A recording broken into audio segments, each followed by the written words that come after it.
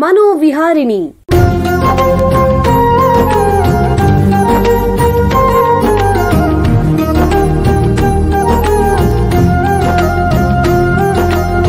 ಬೆಂಗಳೂರಿನ ನಿಮ್ಹಾನ್ಸ್ ವತಿಯಿಂದ ಮಾನಸಿಕ ಆರೋಗ್ಯ ಮತ್ತು ನರವಿಜ್ಞಾನ ಕುರಿತ ಪ್ರಾಯೋಜಿತ ಶಿಕ್ಷಣ ಮಾಲಿಕೆ. ಸಹಯೋಗ ಡಾಕ್ಟರ್ ರಾಮಚಂದ್ರ ಎನ್ ಮೂರ್ತಿ ಮಾನಸಿಕ ಆರೋಗ್ಯ ಮತ್ತು ನರವಿಜ್ಞಾನ ಪ್ರತಿಷ್ಠಾನ ನಿಮ್ಹಾನ್ಸ್. ಕೇಳಿ ಮಾನಸಿಕ ಆರೋಗ್ಯ ಮತ್ತು ನರವಿಜ್ಞಾನ ಕುರಿತ ಮಾಲಿಕೆ ಮನೋವಿಹಾರಿಣಿ.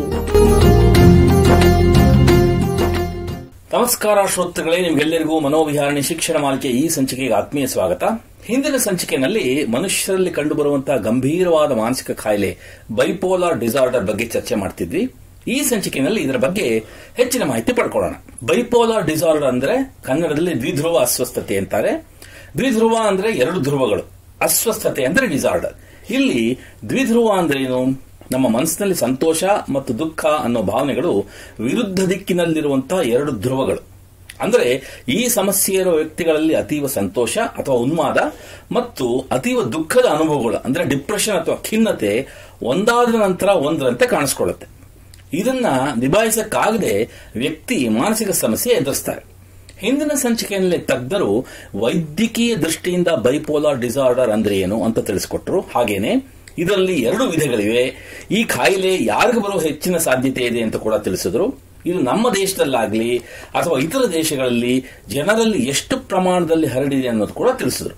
ಈ ಕಾಯಿಲೆಯ ಮುಖ್ಯ ಲಕ್ಷಣಗಳು ಮತ್ತು ಎಚ್ಚರಿಕೆಯ ಚಿಹ್ನೆಗಳು ಯಾವುವು, ಕಾಯಿಲೆ ಆಗಲಿಕ್ಕೆ ಮುಖ್ಯ ಕಾರಣಗಳೇನು, ನಮ್ಮ ಮೆದುಳಿನಲ್ಲಿ ಏನಾದರೂ ಸಮಸ್ಯೆ ಇರುತ್ತದೆಯೇ ಅನ್ನೋದನ್ನು ಕೂಡ ತಿಳಿಸಿದ್ರು. ಮನುಷ್ಯನಿಗೆ ಆಗುವ ದೈಹಿಕ ಸಮಸ್ಯೆಗಳಿಗೂ ಕಾಯಿಲೆಗಳಿಗೂ ಬೈಪೋಲಾರ್ ಕಾಯಿಲೆಗೂ ಏನು ಸಂಬಂಧ ಇದೆ ಅನ್ನೋದನ್ನು ಕೂಡ ತಿಳಿಸಿದ್ರು. ಹಾಗೇನೆ ಮುಖ್ಯವಾಗಿ ಈ ಕಾಯಿಲೆ ಎಷ್ಟರ ಮಟ್ಟಿಗೆ ಆನುವಂಶಿಕ ಅನ್ನೋದು ಕೂಡ ತಿಳ್ಕೊಂಡ್ವಿ. ಈಗ ನಮ್ಮ ಮುಂದಿನ ಪ್ರಶ್ನೆ ಏನು ಅಂತಂದ್ರೆ, ಈ ಬೈಪೋಲಾರ್ ಅಸ್ವಸ್ಥತೆ ಅನ್ನೋ ರೋಗನ ಹೇಗೆ ಪತ್ತೆ ಹಚ್ಚೋದು, ಅಂದ್ರೆ ಡಯಾಗ್ನೋಸಿಸ್, ರೋಗ ನಿರ್ಣಯ ಹೇಗೆ ಮಾಡ್ತಾರೆ, ಚಿಕಿತ್ಸೆ ಯಾವ ರೀತಿ ತಗೋಬೇಕು, ಯಾವ್ದಾದ್ರು ಮಾತ್ರೆಗಳಿದೆಯಾ ಇದಕ್ಕೆ, ಈ ಮಾತ್ರೆ ತಗೊಂಡ್ರೆ ಪರಿಣಾಮಕಾರಿಯೇ, ಏನಾದರೂ ಅಡ್ಡ ಪರಿಣಾಮಗಳಿದೆಯೇ ಇತ್ಯಾದಿ ಪ್ರಶ್ನೆಗಳ ಬಗ್ಗೆ ತಜ್ಞರ ಹತ್ರ ಈ ಸಂಚಿಕೆಯಲ್ಲಿ ಹೆಚ್ಚಿನ ಮಾಹಿತಿ ಪಡ್ಕೊಳ್ಳೋಣ. ಮನೋವೈದ್ಯಕೀಯ ಕ್ಷೇತ್ರದಲ್ಲಿ ಸುಮಾರು 20 ವರ್ಷಗಳಿಂದ ವೈದ್ಯಕೀಯ ಸೇವೆ ಮತ್ತು ಸಂಶೋಧನೆ ಮಾಡ್ತಾ ಇರುವಂತಹ ನಿಮ್ಹಾನ್ಸ್ನ ಸೈಕ್ಯಾಟ್ರಿ ವಿಭಾಗದ ಪ್ರಾಧ್ಯಾಪಕರಾಗಿರೋ ಡಾಕ್ಟರ್ ಕೆ ಮುರಳೀಧರನ್ ಅವರು ನಮ್ಮ ಜೊತೆಗಿದ್ದಾರೆ. ಅವರನ್ನು ಸ್ವಾಗತಿಸೋಣ. ನಮಸ್ಕಾರ ಡಾಕ್ಟರ್ ಮುರಳೀಧರನ್ ಅವರೇ. ನಮಸ್ಕಾರ ಡಾಕ್ಟರ್ ಭರತ್.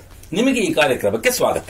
ಡಾಕ್ಟರ್ ಮುರಳೀಧರನ್ ಅವರೇ, ಈ ಸಂಚಿಕೆಯಲ್ಲಿ ನಿಮಗೆ ಮೊದಲನೇ ಪ್ರಶ್ನೆ ಏನು ಅಂತಂದ್ರೆ, ಒಬ್ಬ ವ್ಯಕ್ತಿಗೆ ಬೈಪೋಲಾರ್ ಅಸ್ವಸ್ಥತೆ ಆದರೆ ಅವರು ಯಾರನ್ನ ಸಂಪರ್ಕಿಸಬೇಕು?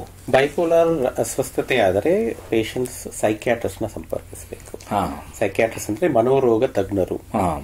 ಸೊ ಅವರು ನಿಮ್ಹಾನ್ಸ್ ಅಲ್ಲಿ ಇರಬಹುದು, ಇಲ್ಲ ಬೇರೆ ಯಾವುದೇ ಆಸ್ಪತ್ರೆಗಳಿರಬಹುದು, ಪ್ರೈವೇಟ್ ಅಲ್ಲಿ ಇರಬಹುದು, ಬಟ್ ಮನೋರೋಗ ತಜ್ಞರನ್ನೇ ಅವರು ಭೇಟಿ ಆಗಬೇಕು.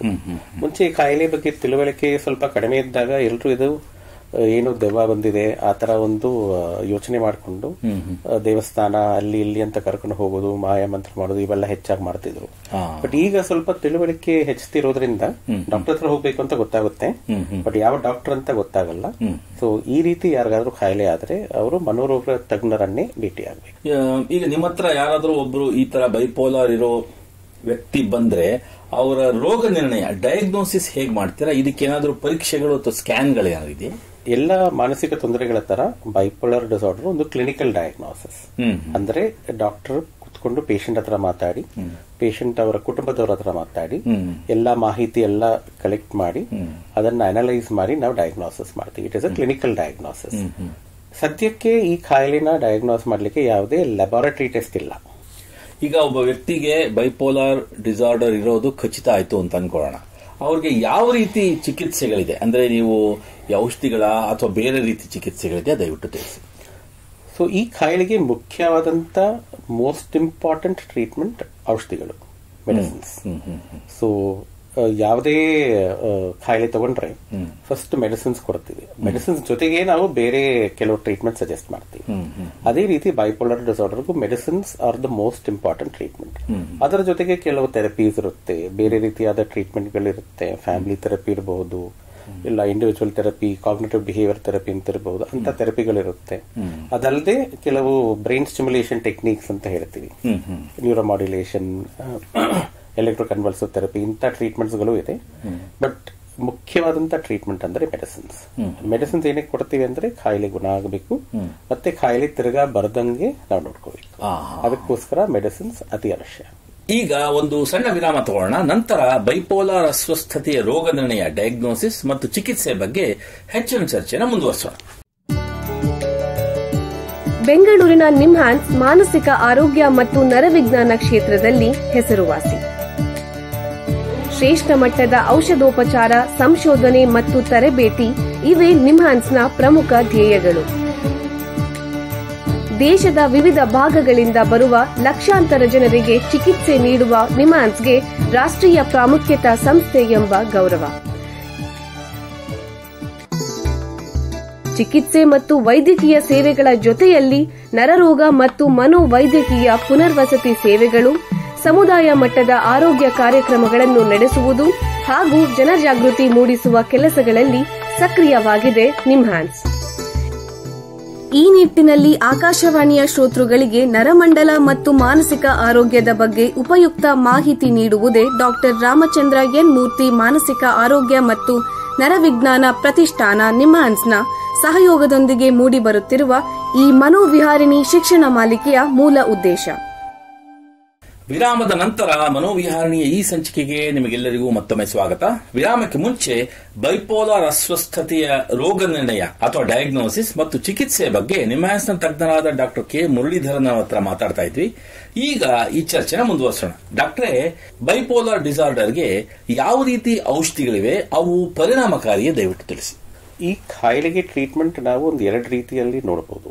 ಒಂದು, ಕಾಯಿಲೆ ಆದಾಗ ಏನ್ ಟ್ರೀಟ್ಮೆಂಟ್ ಕೊಡ್ತೀವಿ. ಇನ್ನೊಂದು, ಕಾಯಿಲೆ ತಿರ್ಗಾ ಬರ್ದಂಗಿರ್ಲಿಕ್ಕೆ ತಡೆ ಮಾಡ್ಲಿಕ್ಕೆ ಯಾವ ರೀತಿಯಾದ ಟ್ರೀಟ್ಮೆಂಟ್ ಕೊಡ್ತೀವಿ. ಈ ಕಾಯಿಲೆ ಆದಾಗ ಕೊಡುವಂತ ಟ್ರೀಟ್ಮೆಂಟ್ ಅಕ್ಯೂಟ್ ಟ್ರೀಟ್ಮೆಂಟ್ ಅಂತ ಕರಿತೀವಿ. ಸೊ ಅಕ್ಯೂಟ್ ಟ್ರೀಟ್ಮೆಂಟ್ ಅಲ್ಲಿ ನಾವು ಮುಖ್ಯವಾಗಿ 3-4 ವಿಧವಾದ ಔಷಧಿಗಳನ್ನ ಉಪಯೋಗಿಸ್ತೀವಿ. ಒಂದು ಆಂಟಿಸೈಕಾಟಿಕ್ಸ್ ಇರಬಹುದು, ಇಲ್ಲ ಲಿಥಿಯಂ ಅಥವಾ ಬೇರೆ ಮೂಡ್ ಸ್ಟೆಬಿಲೈಸಿಂಗ್ ಡ್ರಗ್ಸ್ ಅಂತ ಕರಿತೀವಿ. ಅದರಲ್ಲಿ ವ್ಯಾಲ್ಪ್ರೋವೇಟ್, ಕಾರ್ಬಮazepine, ಲಮೋಟಜಿನ್ ಇಂತ ಔಷಧಿಗಳು ಸೇರುತ್ತೆ. ಅದ್ರ ಜೊತೆಗೆ ಪೇಷಂಟ್ಸ್ ತುಂಬಾ ಅಜಿಟೇಟೆಡ್ ಆಗಿದ್ದಾಗ ಅವ್ರನ್ನ ಕಂಟ್ರೋಲ್ ಮಾಡಿಕ್ಕೆ ಸೆಡೇಷನ್ ಯೂಸ್ ಮಾಡ್ತೀವಿ. ಮತ್ತೆ ಈ ಟೈಮ್ ಅಲ್ಲಿ ನಿದ್ರೆ ಕೆಟ್ಟಿರೋದ್ರಿಂದ ನಿದ್ರೆ ಚೆನ್ನಾಗಿ ಬರಬೇಕು ಅಂತ ಬೆನ್ಸೋಡಯಾಜೆಪಿನ್ಸ್ ಅನ್ನೋ ಒಂದು ಕ್ಲಾಸ್ ಆಫ್ ಡ್ರಗ್ಸ್ ಉಪಯೋಗಿಸ್ತೀವಿ. ಸೊ ಮೇನಿಯಾ ಇದ್ದಾಗ ಈ ತರ ಯೂಸ್ ಮಾಡ್ತೀವಿ. ಡಿಪ್ರೆಷನ್ ಇದ್ದಾಗ ಇದರ ಜೊತೆಗೆ ಅಂದ್ರೆ ಮೂಡ್ ಸ್ಟೆಬಿಲೈಸರ್ ಜೊತೆಗೆ ಒಂದು ಆಂಟಿ ಡಿಪ್ರೆಸೆಂಟ್ ಕೆಲವರು ಕೊಡ್ತಾರೆ. ಸೊ ಈ ತರವಾದ ಟ್ರೀಟ್ಮೆಂಟ್ ಒಂದು 3-4 ವಾರ ಇಲ್ಲ 8 ವಾರವರೆಗೂ ನಡೀಬಹುದು. ಸಾಧಾರಣವಾಗಿ ಪೇಷಂಟ್ಸ್ ಈ ತರ ಟ್ರೀಟ್ಮೆಂಟ್ ಕೊಟ್ಟಾಗ ಅವರು ಅಕ್ಯೂಟ್ ಫೇಸ್ ಇಂದ ಗುಣ ಆಗ್ಬಿಡ್ತಾರೆ. ಸೊ ಅದಾದ್ಮೇಲೆ ಕಾಯಿಲೆ ತಿರ್ಗಾ ಬರಬಾರದು, ಈ ತರ ಮೇನಿಯಾನು ಬರಬಾರದು, ಡಿಪ್ರೆಷನ್ ಬರಬಾರದು ಅನ್ನೋ ಕಾರಣಕ್ಕೋಸ್ಕರ ನಾವು ಮೇಂಟೆನೆನ್ಸ್ ಟ್ರೀಟ್ಮೆಂಟ್ ಅಥವಾ ಪ್ರೊಫೈಲಾಕ್ಟಿಕ್ ಟ್ರೀಟ್ಮೆಂಟ್ ಅಂತ ಕರಿತೀವಿ. ಸೊ ಆ ಫೇಸ್ ಅಲ್ಲಿ ನಾವು ಏನ್ ಔಷಧಿಗಳು ಉಪಯೋಗಿಸ್ತೇವೆ ಅಂದ್ರೆ ಮೂಡ್ ಸ್ಟೆಬಿಲೈಸಿಂಗ್ ಡ್ರಗ್ಸ್ ಅಂತ ಕರಿತೀವಿ. ಸೊ ಇದು ಆಂಟಿಸೈಕಾಟಿಕ್ಸ್ ಇರಬಹುದು, ಇಲ್ಲ ಆಂಟಿಎಪಿಲೆಪ್ಟಿಕ್ಸ್ ಇರಬಹುದು, ಇಲ್ಲ ಲಿಥಿಯಂ ಅನ್ನೋ ಒಂದು ಮಾತ್ರೆ ಇರಬಹುದು. ಲಿಥಿಯಂ ಬಹಳ ಮುಖ್ಯವಾದಂತ ಒಂದು ಮಾತ್ರೆ. ಈ ಬೈಪೋಲಾರ್ ಡಿಸಾರ್ಡರ್ ಬರಬಾರದು, ತಡೆಗಟ್ಟಬೇಕು ಅನ್ನೋದಕ್ಕೆ ಮುಖ್ಯವಾಗಿ ನಾವು ಪ್ರಯೋಗಿಸುವಂತ ಮಾತ್ರೆ ಲಿಥಿಯಂ. ಸೊ ಇದು ತಗೊಂಡ್ರೆ ಕಾಯಿಲೆ ಬರದಂಗ್ ನೋಡ್ಕೋಬಹುದು. ಇದಲ್ಲದೆ ಆಂಟಿಎಪಿಲೆಪ್ಟಿಕ್ಸ್ ಅಂತ ಒಂದು ಕ್ಲಾಸ್ ಆಫ್ ಡ್ರಗ್ಸ್ ಇದೆ. ಸೊ ಈ 3 ವಿಧವಾದ ಮಾತ್ರೆಗಳಿಂದ ಕಾಯಿಲೆ ತಿರ್ಗಾ ಬರದಂಗ್ ನೋಡ್ಕೋಬಹುದು. ಇದನ್ನ ನಾವು ಮೂಡ್ ಸ್ಟೆಬಿಲೈಸಿಂಗ್ ಡ್ರಗ್ಸ್ ಅಂತ ಕರಿತೀವಿ. ಔಷಧಿ ಚಿಕಿತ್ಸೆ ಎಷ್ಟು ಸಮಯ ತಗೋಬೇಕಾಗತ್ತೆ ಮತ್ತು ಅವುಗಳಿಂದ ಏನಾದ್ರು ಅಡ್ಡ ಪರಿಣಾಮಗಳಿದೆಯಾ ದಯವಿಟ್ಟು ತಿಳಿಸಿ. ಯಾವುದೇ ಮಾತ್ರೆ ತಗೊಂಡ್ರು ಅದು ಸ್ವಲ್ಪ ಸೈಡ್ ಎಫೆಕ್ಟ್ಸ್ ಇದ್ದೇ ಇರುತ್ತೆ. ಬಟ್ ಆ ಸೈಡ್ ಎಫೆಕ್ಟ್ಸ್ ಏನು ಅಂತ ನಾವು ಮಾತ್ರೆ ಶುರು ಮಾಡಬೇಕಾದ್ರೆ ಪೇಷಂಟ್ ಮತ್ತೆ ಅವ್ರ ಕುಟುಂಬದವರಿಗೆ ನಾವು ಇದರ ಬಗ್ಗೆ ಚರ್ಚೆ ಮಾಡ್ತೀವಿ. ಸೊ ಯಾವುದೇ ಮಾತ್ರೆ ತಗೊಂಡ್ರೆ ಕಾಮನ್ ಸೈಡ್ ಎಫೆಕ್ಟ್ಸ್ ಅಂತ ಇರುತ್ತೆ, ರೇರ್ ಸೈಡ್ ಎಫೆಕ್ಟ್ಸ್ ಅಂತ ಇರುತ್ತೆ. ಆಂಟಿಸೈಕಾಟಿಕ್ಸ್ ತಗೊಂಡ್ರೆ ನಿದ್ರೆ ಹೆಚ್ಚಾಗಿ ಬರಬಹುದು ಕೆಲವು ಮಾತ್ರೆಗಳಲ್ಲಿ, ಅದು ಮಾತ್ರೆಯ ಸೈಡ್ ಎಫೆಕ್ಟ್. ಸೊ ಅದಕ್ಕೆ ನಾವು ಸಾಧಾರಣವಾಗಿ ಮಾತ್ರೆಗಳನ್ನ ರಾತ್ರಿ ಹೊತ್ತಲ್ಲಿ ಉಪಯೋಗ ಮಾಡ್ಲಿಕ್ಕೆ ಹೇಳ್ತೀವಿ. ಸಾಧಾರಣವಾಗಿ ಎಲ್ಲಾ ಮಾತ್ರೆಗಳಿಂದಾನು ಗ್ಯಾಸ್ಟ್ರೈಟಿಸ್ ಆಗುವಂತ ಸಾಧ್ಯತೆ ಇದೆ. ಅದಕ್ಕೆ ಊಟ ಮಾಡಿದ್ಮೇಲೆ ತಗೊಳ್ಳಿ, ಖಾಲಿ ಹೊಟ್ಟೆಲ್ ತಗೋಬೇಡಿ ಅಂತ ಅಡ್ವೈಸ್ ಮಾಡ್ತೀವಿ. ಇದು rare side effects are very important. ಈಗ ಲಿಥಿಯಂ ಲೆವೆಲ್ ಸರಿ ಇಲ್ಲ ಅಂದ್ರೆ ಲಿಥಿಯಂ ಟಾಕ್ಸಿಸಿಟಿ ಅಂತ ಒಂದಾಗುತ್ತೆ. ಅದನ್ನ ಹೇಗೆ ತಡೆಗಟ್ಟಬೇಕು? ಸಾಧಾರಣವಾಗಿ ಅದು ಡಿಹೈಡ್ರೇಷನ್ ಆದಾಗ, ಮೈಯಲ್ಲಿ ನೀರು ಕಡಿಮೆ ಆದಾಗ ಲಿಥಿಯಂ ಲೆವೆಲ್ ಹೆಚ್ಚಾಗುವಂತ ಸಾಧ್ಯತೆ ಜಾಸ್ತಿ ಇದೆ. ಸೊ ಸಮ್ಮರ್ ಸೀಸನ್ ಅಲ್ಲಿ ಹೆಚ್ಚಾಗಿ ನೀರು ಕುಡಿಯಿರಿ. ಡಯರಿಯಾ, ಲೂಸ್ ಮೋಷನ್, ವಾಮಿಟಿಂಗ್ ಇದ್ದಾಗ ಲಿಥಿಯಂ ಮಾತ್ರೆನ ಸ್ಕಿಪ್ ಮಾಡಿ. ಸೊ ಈ ರೀತಿಯಾದ ಮಾಹಿತಿಗಳು ನಾವು ಪೇಷಂಟ್ಸ್ ನೀಡ್ತೀವಿ. ಆ ಲಿಥಿಯಂ ಲೆವೆಲ್ ನ ಹೆಚ್ಚಾಗದಂಗೆ ನೋಡ್ಕೊಳ್ಳೋದಕ್ಕೆ ಏನೇನ್ ಮಾಡಬೇಕು ಅನ್ನೋ ಒಂದು ಮಾಹಿತಿ ನೀಡ್ತೀವಿ. So these are rare side effects. So rare side effects ನಾವು ಮಾನಿಟರ್ ಮಾಡ್ತೀವಿ. ಈಗ ಕೆಲವರು ಭಯ ಇರುತ್ತೆ, ಲಿಥಿಯಂ ತಗೊಂಡ್ರೆ ನನ್ನ ಕಿಡ್ನಿ ಪ್ರಾಬ್ಲಮ್ ಆಗ್ಬೋದು, ಇಲ್ಲ ಥೈರಾಯ್ಡ್ ಪ್ರಾಬ್ಲಮ್ ಆಗ್ಬೋದು ಅಂತ. ಅದು ಇಮಿಡಿಯೇಟ್ಲಿ ಆಗಲ್ಲ. ಅದು ಹಲವಾರು ವರ್ಷಗಳು ಉಪಯೋಗ ಮಾಡಿದ್ಮೇಲೆ ಕೆಲವರಿಗೆ ಆಗ್ಬಹುದು. ಬಟ್ ಅದಕ್ಕೆ ನಾವು ಸಾಧಾರಣವಾಗಿ ಈ ತರ ಮಾತ್ರೆಗಳು ಕೊಟ್ಟಾಗ 6 ತಿಂಗಳಿಗೂ ಇಲ್ಲ 1 ವರ್ಷಕ್ಕೊಮ್ಮೆ ರಕ್ತ ಪರೀಕ್ಷೆ ಮಾಡಿಸ್ತೀವಿ. ಎಲೆಕ್ಟ್ರೋಲೈಟ್ ಲೆವೆಲ್ಸ್, ಕಿಡ್ನಿ ಫಂಕ್ಷನ್ಸ್ ಮತ್ತೆ ಥೈರಾಯ್ಡ್ ಫಂಕ್ಷನ್ಸ್ ಇವೆಲ್ಲ ಮಾಡ್ತೀವಿ. ಕೆಲವರಿಗೆ 6 ತಿಂಗಳಿಗೊಮ್ಮೆ ಮಾಡಿಸ್ತೀವಿ, ಕೆಲವರಿಗೆ ಲಿಟಲ್ ಲಾಂಗರ್ ದನ್ ದಟ್. ಪೇಷಂಟ್ಸ್ಗೆ ಎಷ್ಟು ರೆಗ್ಯುಲರ್ ಆಗಿ ಮಾಡ್ಲಿಕ್ಕೆ ಅನುಕೂಲ ಆಯಿತು ನಾವು ಅಷ್ಟು ರೆಗ್ಯುಲರ್ ಆಗಿ ಮಾಡಿಸ್ತೀವಿ. ಆಗ ನಾವು ಇದನ್ನ ಅಬ್ಸರ್ವ್ ಮಾಡಬಹುದು. ಏನಾದ್ರೂ ಪ್ರಾಬ್ಲಮ್ ಇದೆ ಅಂತ ನಮ್ ಕಂಡು ಬಂದಾಗ ಈ ಮಾತ್ರೆನ ನಾವು ನಿಲ್ಲಿಸಬಹುದು. ಸೊ ಕಾಮನ್ ಸೈಡ್ ಎಫೆಕ್ಟ್ಸ್ ಬಗ್ಗೆ ಮಾಹಿತಿ ಕೊಟ್ಟು ಅದ್ರ ಬಗ್ಗೆ ಪೇಷಂಟ್ಸ್ಗೆ ತಿಳುವಳಿಕೆ ಕೊಟ್ಟು ಅದನ್ನ ಹೇಗೆ ಹ್ಯಾಂಡಲ್ ಮಾಡುವುದು ಅಂತ ತಿಳಿಸ್ಕೊಡ್ತೀವಿ. ರೇರ್ ಸೈಡ್ ಎಫೆಕ್ಟ್ಸ್ ನ ಡಾಕ್ಟರ್ಸ್ ಮಾನಿಟರ್ ಮಾಡ್ತಾರೆ. ಈ ಔಷಧಿ ಚಿಕಿತ್ಸೆ ಅನ್ನೋದನ್ನ ಸಾಮಾನ್ಯವಾಗಿ ಎಷ್ಟು ಸಮಯ ತಗೋಬೇಕಾಗತ್ತೆ? ಸಾಧಾರಣವಾಗಿ ಯಾವುದೇ ಗೈಡ್ಲೈನ್ ತಗೊಂಡ್ರೆ ಲೈಫ್ ಲಾಂಗ್ ಟ್ರೀಟ್ಮೆಂಟ್ ಅಂತ ಹೇಳ್ತಾರೆ. ಇದು BP ಅಥವಾ ಶುಗರ್ ಕಾಯಿಲೆ ತರ ಒಂದು ಕಾಯಿಲೆ. ಅಲ್ಲಿ ನಾವು ಮಾತ್ರೆ ಶುರು ಮಾಡಿದ್ಮೇಲೆ ಆ ಕಾಯಿಲೆನ ಕಂಟ್ರೋಲ್ ಅಲ್ಲಿ ಇಟ್ಕೊಳ್ಳಿಕ್ಕೆ ಜೀವನ ಪೂರ್ತಿ ಮಾತ್ರೆ ತಗೋಬೇಕು ಅಂತಾನೆ ಡಾಕ್ಟರ್ ಅಡ್ವೈಸ್ ಮಾಡ್ತಾರೆ. ಈ ಕಾಯಿಲೆಗೂ ಅದೇ ರೀತಿಯಾದ ಮಾತ್ರೆಗಳು ತಗೋಬೇಕಾಗುತ್ತೆ. ಬಟ್ ಲೈಫ್ ಲಾಂಗ್ ಎಷ್ಟು ಅಂತ ಯಾರಿಗೂ ಹೇಳಕ್ ಸಾಧ್ಯ ಇಲ್ಲ. ಸೊ ಸಾಧಾರಣವಾಗಿ ಈ ಮಾತ್ರೆನ ಕಾಯಿಲೆ ಬರದಂಗಿರ್ಲಿಕ್ಕೆ ನಾವು ಕಂಟಿನ್ಯೂ ಮಾಡ್ತಿರ್ತೀವಿ. ಕೆಲವೊಮ್ಮೆ ನಿಲ್ಲಿಸಬೇಕಾಗುವಂತ ಪರಿಸ್ಥಿತಿ ಬಂದಾಗ ಅದು ಪೇಷಂಟ್ ಜೊತೆ ಚರ್ಚೆ ಮಾಡಿ ರಿಸ್ಕ್ ಬೆನಿಫಿಟ್ ಅನಾಲಿಸಿಸ್ ಅಂತ ಒಂದು ಮಾಡಿ ಏನ್ ಮಾಡಿದ್ರೆ ಪೇಷಂಟ್ಗೆ ಬೆಸ್ಟ್ ಎಫೆಕ್ಟ್ ಸಿಗುತ್ತೆ ಅಂತ ನೋಡಿ ತಕ್ಕಂಗೆ ಒಂದು ನಿರ್ಧಾರ ತಗೊಂತೀವಿ. But otherwise the recommendation is life long. ಈಗ ಈ ಔಷಧಿ ಅಲ್ಲದೆ ಔಷಧೇತರ ಬೇರೆ ಯಾವ್ದಾದ್ರು ಚಿಕಿತ್ಸೆಗಳಿವೆ ಬೈಪೋಲಾರ್ ಡಿಸಾರ್ಡರ್ಗೆ?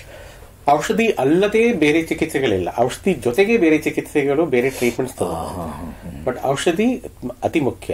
ಈಗ ಉದಾಹರಣೆ ಡಯಾಬಿಟೀಸ್ ತರ ಉದಾಹರಣೆ ಕೊಟ್ರೆ ಶುಗರ್ ಮಾತ್ರೆ ತಗೋಬೇಕು, ಅದರ ಜೊತೆಗೆ ಎಕ್ಸರ್ಸೈಸ್ ಮಾಡಬೇಕು, ಡಯಟ್ ಫಾಲೋ ಮಾಡಬೇಕು, ಯೋಗ ಮಾಡಬೇಕು, ರೆಗ್ಯುಲರ್ ಆಗಿ ಶುಗರ್ ಟೆಸ್ಟ್ ಮಾಡಬೇಕಂತ ಈ ತರ ಅಡ್ವೈಸ್ ಮಾಡ್ತಾರೆ. ಬೈಪೋಲಾರ್ ಡಿಸಾರ್ಡರ್ಗೂ ಅದೇ ತರಾನೇ ಮಾತ್ರೆ ತಗೋಬೇಕು.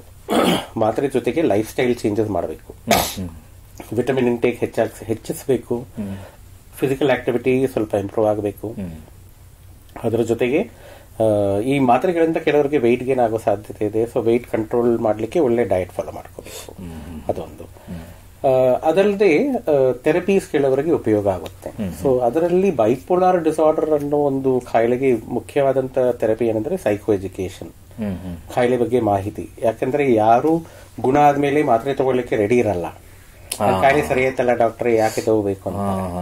ಅಂಥವ್ರಿಗೆ ಯಾಕೆ ಮಾತ್ರೆ ತಗೋಬೇಕು, ಲೈಫ್ ಲಾಂಗ್ ಯಾಕೆ ಕಂಟಿನ್ಯೂ ಮಾಡಬೇಕು ಅಂತ ಒಂದು psycho education is very very important. ಅದು ದಟ್ಸ್ ಅನ್ ಇಂಪಾರ್ಟೆಂಟ್ ಥೆರಪಿ. ಅದಲ್ಲದೆ ಇಂಟರ್ಪರ್ಸನಲ್ ಸೋಷಿಯಲ್ ರಿದಮ್ ಥೆರಪಿ ಅಂತ ಒಂದು ಟ್ರೀಟ್ಮೆಂಟ್ ಇದೆ. ಅದು ಬೈಪೋಲಾರ್ ಡಿಸಾರ್ಡರ್ ಪೇಷಂಟ್ಸ್ಗೆ ಉಪಯೋಗ ಆಗುವಂತ ಒಂದು ಥೆರಪಿ. ಅದು ಕೆಲವರು ಅದನ್ನ ನೀಡುತ್ತಾರೆ. ಅದಲ್ಲದೆ ಬೇರೆ ಟ್ರೀಟ್ಮೆಂಟ್ಸ್ ಇದೆ. ಅಂದ್ರೆ ಆ ಇಂಡಿವಿಜುವಲ್ ಪೇಷಂಟ್ಗೆ ಏನೇನು ಟ್ರೀಟ್ಮೆಂಟ್ ಬೇಕು ಅದು ಆ ತರ ಬೇರೆ ಟ್ರೀಟ್ಮೆಂಟ್ಸ್ ಇದೆ. ಬ್ರೈನ್ ಸ್ಟಿಮ್ಯುಲೇಷನ್ ಟ್ರೀಟ್ಮೆಂಟ್ಸ್ ಅಂತ ಕೆಲವಿದೆ. ಅದು ಅಕ್ಯೂಟ್ ಟ್ರೀಟ್ಮೆಂಟ್ ಅಲ್ಲಿ ಕೆಲವ್ರಿಗೆ ಉಪಯೋಗ ಆಗುತ್ತೆ, ಕಂಟಿನ್ಯೂಯೇಷನ್ ಫೇಸ್ ಅಲ್ಲಿ ಕೆಲವ್ರಿಗೆ ಆಗುತ್ತೆ. ಇದರಲ್ಲಿ ಎಲೆಕ್ಟ್ರೋಕನ್ವಲ್ಸಿವ್ ಥೆರಪಿ ಅಂತ ಒಂದಿದೆ, ಟ್ರಾನ್ಸ್ಕ್ರೇನಿಯಲ್ ಮ್ಯಾಗ್ನೆಟಿಕ್ ಸ್ಟಿಮ್ಯುಲೇಷನ್ ಅಂತ ಇನ್ನೊಂದಿದೆ, ಟ್ರಾನ್ಸ್ಕ್ರೇನಿಯಲ್ ಡೈರೆಕ್ಟ್ ಕರೆಂಟ್ ಸ್ಟಿಮ್ಯುಲೇಷನ್ ಅಂತ ಒಂದು ಟ್ರೀಟ್ಮೆಂಟ್ ಇದೆ. ಸೊ ಈ ಟ್ರೀಟ್ಮೆಂಟ್ಸ್ ಮಾತ್ರೆಗಳ ಜೊತೆಗೆ ಇವು ಯಾವ್ದಾದ್ರು ಅವಶ್ಯಕತೆ ಇದ್ರೆ ಪೇಷಂಟ್ಸ್ಗೆ ಅದನ್ನು ಸಹ ನಾವು ನೀಡುತ್ತೇವೆ. ಬಹಳ ಉಪಯುಕ್ತ ಮಾಹಿತಿ ನೀಡಿದಿರಾ. ನೋಡಿ, ನಿಮ್ಮ ಹತ್ರ ಮಾತಾಡ್ತಾ ಕಾಲ ಕಳೆದಿದ್ದೇ ಗೊತ್ತಾಗ್ಲಿಲ್ಲ. ಇಲ್ಲಿಗೆ ಸಂಚಿಕೆ ಮುಗಿಸುವಂತ ಸಮಯ ಆಗ್ತಿದೆ. ಡಾಕ್ಟರ್ ಮುರಳೀಧರನ್ ಅವರೇ, ಎಲ್ಲ ಕೇಳುಗರಿಗೆ ಬೈಪೋಲಾರ್ ಡಿಸಾರ್ಡರ್ ನಲ್ಲಿ ರೋಗ ನಿರ್ಣಯ, ಡಯಾಗ್ನೋಸಿಸ್ ಮತ್ತು ಚಿಕಿತ್ಸೆ ಬಗ್ಗೆ ಉಪಯುಕ್ತ ಮಾಹಿತಿ ನೀಡಿದಿರಾ. ನಿಮಗೆ ಎಲ್ಲರ ಪರವಾಗಿ ಧನ್ಯವಾದಗಳು. ಶ್ರೋತೃಗಳೇ, ಮಾನಸಿಕ ಆರೋಗ್ಯ ಮತ್ತು ನರವಿಜ್ಞಾನ, ಅದರಲ್ಲೂ ದ್ವಿಧ್ರುವ ಅಸ್ವಸ್ಥತೆ, ಬೈಪೋಲಾರ್ ಡಿಸಾರ್ಡರ್ ಬಗ್ಗೆ ಇನ್ನೂ ಹೆಚ್ಚಿನ ಮಾಹಿತಿಯೊಂದಿಗೆ ಮನೋವಿಹಾರಣೆ ಮುಂದಿನ ಸಂಚಿಕೆಯಲ್ಲಿ ಭೇಟಿಯಾಗೋಣ. ನಮಸ್ಕಾರ. ಇಲ್ಲಿಯವರೆಗೆ ಬೆಂಗಳೂರಿನ ನಿಮ್ಹಾನ್ಸ್ ವತಿಯಿಂದ ಮಾನಸಿಕ ಆರೋಗ್ಯ ಮತ್ತು ನರವಿಜ್ಞಾನ ಕುರಿತ ಪ್ರಾಯೋಜಿತ ಶಿಕ್ಷಣ ಮಾಲಿಕೆ ಮನೋವಿಹಾರಿಣಿ ಕೇಳಿದಿರಿ. ಸಹಯೋಗ ಡಾಕ್ಟರ್ ರಾಮಚಂದ್ರ ಎನ್ ಮೂರ್ತಿ, ಮಾನಸಿಕ ಆರೋಗ್ಯ ಮತ್ತು ನರವಿಜ್ಞಾನ ಪ್ರತಿಷ್ಠಾನ, ನಿಮ್ಹಾನ್ಸ್. ನೆರವು ಡಾಕ್ಟರ್ KS ಮೀನಾ, ನಿಮ್ಹಾನ್ಸ್. ಮಾನಸಿಕ ಆರೋಗ್ಯ ಶಿಕ್ಷಣ ವಿಭಾಗ, ನಿಮ್ಹಾನ್ಸ್ ಹಾಗೂ ನಿವೇದಿತಾ BS, ನಿಮ್ಹಾನ್ಸ್. ಸಂಗೀತ ಸಂಯೋಜನೆ ಕೆ ಕಲ್ಯಾಣ್. ಪರಿಕಲ್ಪನೆ, ನಿರೂಪಣೆ ಮತ್ತು ನಿರ್ಮಾಣ ಡಾಕ್ಟರ್ MM ಶ್ರೀನಿವಾಸ್ ಭರತ್, ನಿಮ್ಹಾನ್ಸ್. ನಿಮ್ಮ ಸಂದೇಶಗಳನ್ನು ಕಳಿಸಬೇಕಾದ ದೂರವಾಣಿ ಸಂಖ್ಯೆ 7899105524. 7899105524. ವಾಟ್ಸ್ಆಪ್ ಸಂದೇಶಗಳು ಮಾತ್ರ. ಈ ಕಾರ್ಯಕ್ರಮದ ಮುಂದಿನ ಸಂಚಿಕೆ ಮುಂದಿನ ವಾರ ಇದೇ ಸಮಯಕ್ಕೆ ಮನೋವಿಹಾರಿಣಿ ಮಾಲಿಕೆಯಲ್ಲಿ.